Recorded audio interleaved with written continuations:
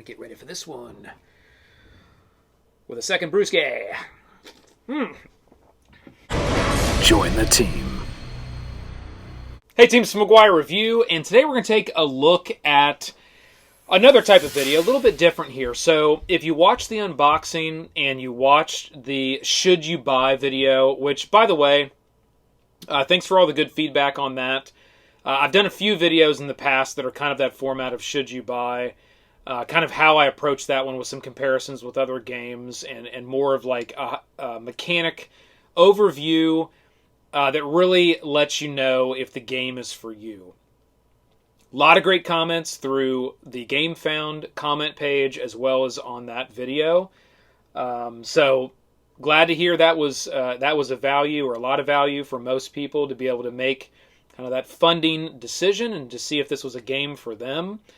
In this video, what I want to focus on is something a little bit different that I actually said in the last two videos. The plan was really to create some playthrough videos where I actually played the game and we kind of went through everything. And you know, I'm a big one on the fact of I don't like to just reproduce or regurgitate content out there on the internet. There's already a number of these playthrough videos where you can see mission 1 or mission 2 and you play through turn by turn. There's already a number of these out there. I don't want to just make another one that's just another one of those videos. I want to make a video that's going to add a different type or a different piece of input or content for you to help continue to make decisions on this game. So with that said, what I want this video to be about is that magic moment, right? That is after every single board game. And if you are a board gamer, you know exactly what I'm talking about.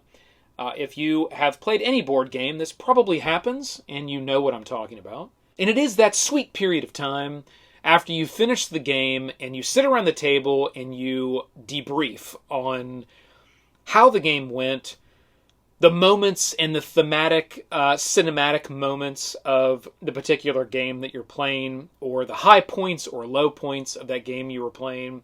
And you have that discussion around the table, and then you beg the most important question, which is, do we play immediately again? And that's what I want this video to be about. And I have a list of points that I want to emphasize because I have now played through everything that's included in the prototype. And then I've started it over. So this is the second run through of the first mission. I just finished it. So I haven't done my second completion of the mission 2 yet. But I feel like I definitely have enough now being through the thing and starting it over and being through the end of the first mission again. I have enough to be able to really make, I think, some good points on specific things that I learned that I think you do not get when you just watch folks go through mission 1 or mission 2 of just doing a playthrough. I just don't, because I've watched those videos and I just don't feel like I get the points that I'm going to kind of go through here today. Okay, the first thing that I want to hit is I want this to be clear that, because it's an important concept for this game, actions and the way they happen across players is actually really well defined here, is really well done in this game. A lot of these games, you go all the, and some of the playthroughs, it kind of appears that it's like, oh, I'll do this character, and I'll do all the actions, and I'll do this character, and I'll do all the actions. But the way this game actually works is you can do any of these actions in any order across all of these players. So that opens up a world of opportunities and discussion amongst players around the table when you do that, where it's like, hey, let's have this character go first. Let's do 2 of their 3 actions. Then let's do 1 action from this character, and then 3 actions from this character, and then come back and do the other 2 actions here and 1 action here. So you can split the actions up across the players and kind of jump around the table and do those in any order that you want to within the player phase. And there's a lot of benefit sometimes by doing that. You can get very strategic and very tactical if you play that way. And especially if you're playing solo, I think that kind of comes a little more naturally, where it does produce a lot more conversation around the table when you have 2, 3, 4 different players around the table. Each person's controlling one character, and you're strategically talking through and kind of making arrangements on how you're going to execute your actions. And you need to keep that in mind. So that's a big one that I want to make sure is crystal clear for folks, that these actions can be taken across players in any order that you want to do it. And it isn't just all the actions, all the actions, all the actions. And that's going to make a big difference when you're playing this too. The next thing is, and you probably caught onto this through a lot of the playthroughs, this game has a big, I would call it, reveal factor.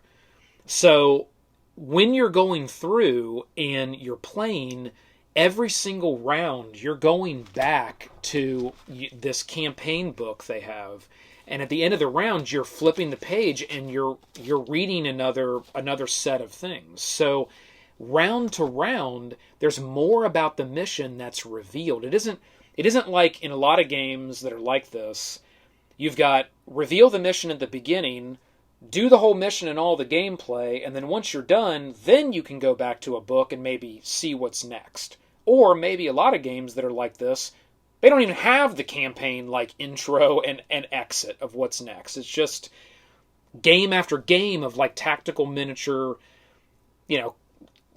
point control combat, and that's it. Where this game actually cues you up with a story and a piece of, a thematic story, and then every single round you're coming back and being introduced to more of the story and more things on the board, where they start to explain, oh, why is there this box with fuses here? Well, what might that do? Oh, there's a shed that might have an anomaly in it that you might run into. Okay, I wouldn't have known that because in Mission 1, this electric anomaly actually isn't in the shed yet. You don't know it's there. You only know this one anomaly that you start the game with. You don't figure this out until you read part of the campaign and it kind of unlocks that next bit of story. So what I love about that is you may have this thought on turn 1 or round 1 that, I'll move over here, where should we start to go? Let's start to explore. Then end of round 1, start of round 2, read the book. Oh, things have changed, right? Like there's new stuff now I know that I didn't know in round 1. That may change what my strategy or what I'm actually trying to do.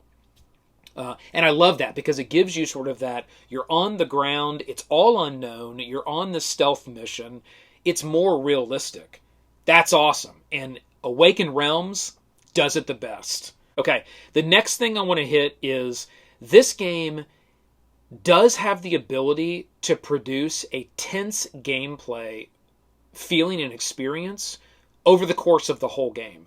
From the very start, first turn, until the end of your mission, you always feel tense. You always feel like you are being hunted, like by the enemy characters. I wouldn't say you ever get to a point where you just feel like you're perusing around the map, and enemies are also just AI, like dumbly bumping into things perusing around the map, right? Like, it's very sophisticated in the way that, if you could use that term, I guess, I think it's sophisticated in the way the mechanics and the line of sight and the noise system all work together. It does produce a very sophisticated AI on the board, and I feel like I can say that honestly because every time I play, it's always tense through the entire gameplay. It never feels like I'm just casually perusing around. I always feel like there's a guy that's right around the corner that's got a gun, and I better be ready to deal with that, or stealth, or make noise, or throw a grenade, or do something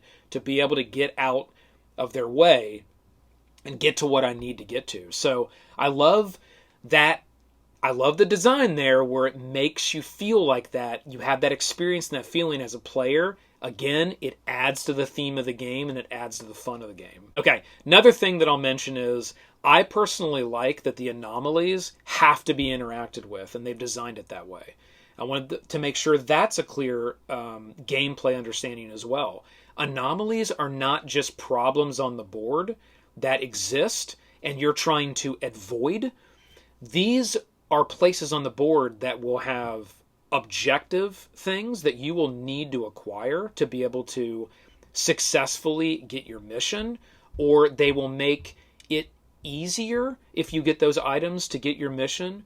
There are also places on the board where you can acquire very powerful artifacts, which I have both the first time and now the second time going through. I acquired the Stone Flower artifact, which basically just allows me to take some radiation and it gives me some more armor. But it's a powerful artifact that I can use, and now I have. Okay, so that's why you're going to want to interact with those anomalies. It isn't just a part of the board that you want to try to avoid or stay away from. You actually do want to go to them and mess around with them, even though they are going to have some potential detrimental impacts to you. Well, I don't know if it's detrimental, but definitely things that you're not going to want. Like for instance, one of the things it will do is say, hey, turn all your actions face down. Well, maybe you only used one action, right? Or you just started to explore. So, and then all of a sudden now he turns over because you blew away all your actions. So there are some really bad things that can happen to you, but you can also get other things. Let me give you an example. And I don't feel like I'm really spoiling anything. This is the prototype. So part of mission 1, there's also something really cool in mission 2, but part of mission 1, there's when you're trying to rescue Dalek, the guy you're trying to rescue in the mission. You do find him kind of in this underground like cellar thing, and when you get there, if you have found the extra cell key, which you do find over here in this electric anomaly, if you find it, then you just use it and you open the cell and you can get him out. But if you didn't have the key and you didn't find the key, like you just didn't want to go here for some reason, if you have at least an ammo, you can shoot the lock on the cell and then get him out. So there's multiple options to be able to rescue him versus it just having to be the key. I got into a cool scenario where I had 2 players right here. One of the players got the key. I used a prepare action to pass off the key to another character, and then this character ran in and was able to rescue him and then get out. So it was pretty cool thematically, kind of how it all worked out. But once I got there, I was like, oh, I didn't actually really even need the key. I could have just shot the lock with my ammo and opened it up. However, with the person that was getting him, my gun was jammed and I didn't have any ammo. So it actually really worked out that I got the key. So it's sort of those fun story-based things that will play out while you're playing the game. And it just, when they trigger, you're like, ooh, that was nice. I mean, it almost feels like you're kind of like, you are playing through the video game, or you are playing through this kind of, this movie, and these things are just being triggered as you're going through the game doing different actions. And it's just so good. So good. Okay, the other thing that I would say is, these aren't necessarily, I would say, fast games. I was able to kind of, the first time, taking a little slow, right, making sure I'm getting all the rules right and all that, and really thinking it. But once you get to know the characters and the abilities and how everything works, from a solo perspective, you can start kind of blowing through these. I don't really want to put a time on it, but I would say it's significantly shorter than what they're advertising out there on the Gamefound page. Again, for the prototype, I don't know if they expand it or it changes for production, but again, and I kind of know these tactical. I play a lot of tactical miniature games, so maybe that just comes more naturally for me. I felt that I could kind of start moving through it pretty quickly. But again, one person controlling all the characters, you're making all the decisions. You don't have anybody else like interjecting and giving other thoughts. It's only your thoughts with your thoughts, and then you take the action. I think if you've got a number of different people sitting around the table, it's probably going to take what it claims it's going to take, which these are like hours of experience with a mission. And the reason is because you could get into a little bit of that analysis paralysis of what order and actions do we take, who goes first, who goes last, what's the order of those actions, what could happen based on where this person is and that person, and the noise that's going to get generated. You really could kind of get a little bit of analysis paralysis in that. And that may be part of the fun in the game with you have people sitting around the table. But I will say, You are going to have to spend that time to be able to really think those things through.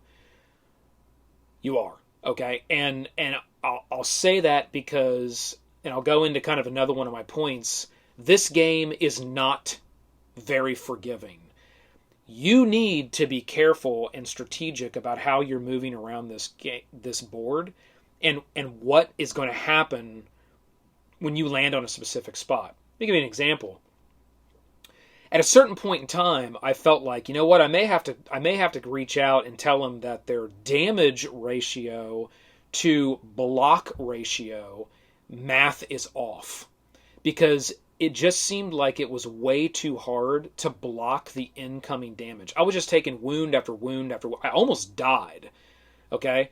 Very quickly. You can die very quickly. If you position yourself the wrong way, one of your characters can go down. When 2 or 3 of these get within line of sight or travel to you per sound, and they just start unloading, and you're not able to block it, you could go down. And with a lot of these missions, especially Mission 1, if any of your characters die, you're dead. The mission's over.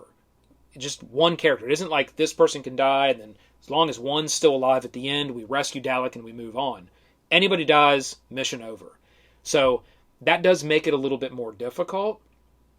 So you really got to be careful, and you really got to be strategic, and the game is not forgiving from that perspective. Let me warn you of that. It is not forgiving from that perspective.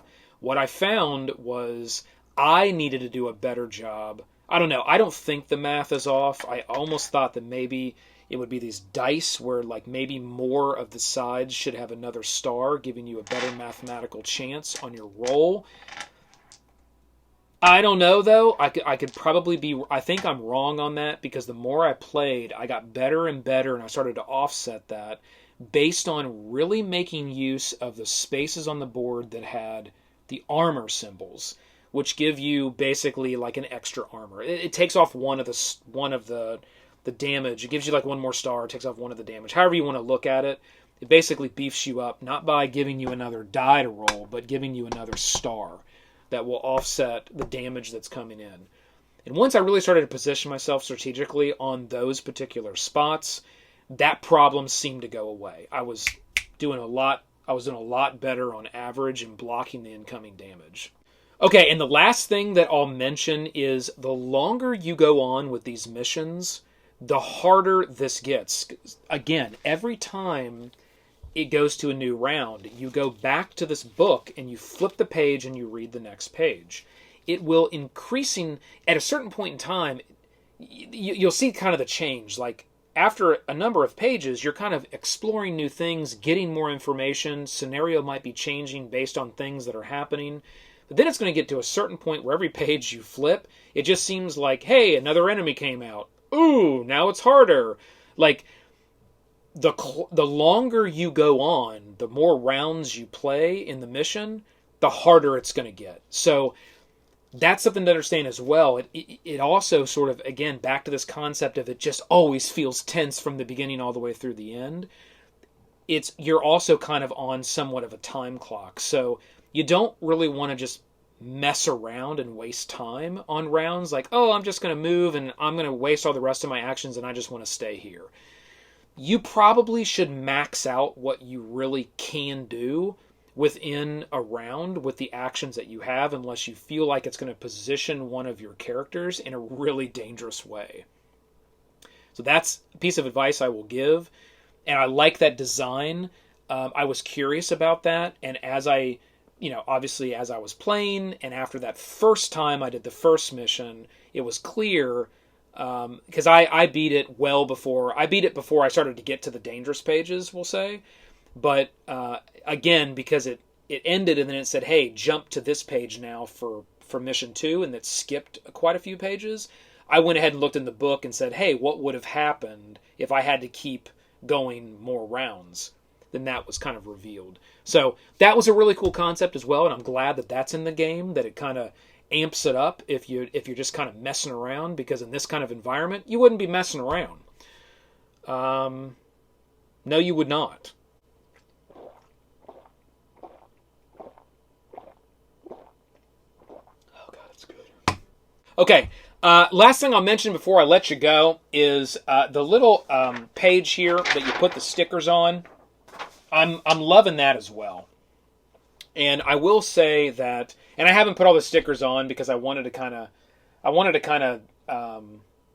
I didn't know exactly when I was going to like do this, and I didn't know how I wanted to use that, so I put a sticker on, and then I kind of stopped. I put a few stickers on, and then I stopped. But one of the things that I want to say is that's a really cool concept as you build that out, because some of the spots are just like, once you accomplish that mission, you put a sticker there. Some of the spots are, hey, you learned that there's this stash that's out there from this guy that you rescued, and you can make the choice of going and checking it out. Hey, you learned that there's, I don't know, let's see here. Hey, you meet somebody, and then you have to read a special script, and then something else is revealed, and you take that sticker and you put it on your little I'll just call that the campaign map, or the world map. So that's really cool. It's kind of got this feeling that you are getting sort of your achievement sticker for beating the mission and putting it on the map, and you're also getting a sticker where you're unlocking new locations or things that you might be able to find and acquire if you go to those locations, and you have the choice to do those types of things as you go through the overarching campaign. So I think that was a really nice add to go in there. You do get obviously, you definitely get the feel of like building out your campaign, I'll call it your campaign binder, in saving different cards and kind of your loadouts as well. That's really cool. I really like that. I don't know. I'm kind of a sucker for that kind of stuff. I think the building of the map and the building of the binder, sort of building up something as you're going through the campaign, gives you that feeling of like accomplishment as well when you're playing the game. So, in short, Awaken Realms, in my opinion, has done a phenomenal job with this title. I can clearly say at this point. I don't want to just sit here and geek out all over this game, but I'm kind of geeking out over the game. And I will also share that I have fully backed the game, regardless of getting the prototype, regardless of possibly getting a production version in the future. I have backed the game, so I'll go ahead and say that. So I've been willing to 100% put my money down for it, and I went all in. I got the biggest. I want everything from this game. So that's where I sit with this. It's a phenomenal title. If you have backed already, I believe you have made a good decision. If you have not backed yet, I hope this video has helped you in that journey, whether you decide to or not. That's your choice.